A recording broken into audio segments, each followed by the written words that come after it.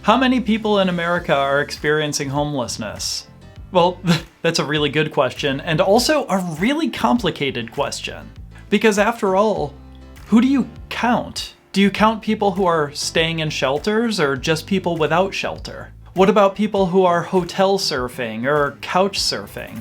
Or what about this one? How do you even begin to count a population of people where a lot of them don't have addresses and some of them don't even have identification? Also, now that people can be ticketed or even arrested for sleeping outside, isn't that going to make people more difficult to find and therefore more difficult to count? I bring this up because it's January, which means it's time for the annual point-in-time count, or PIT count.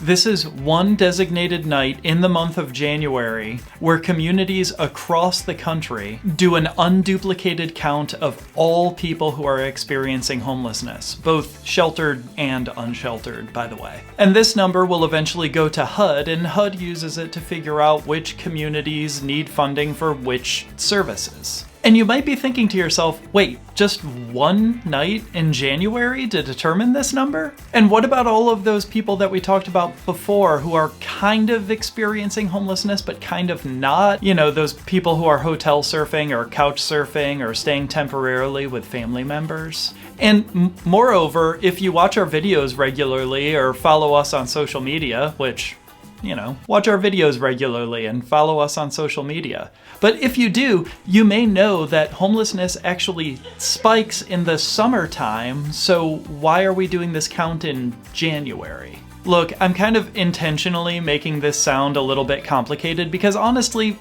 it is.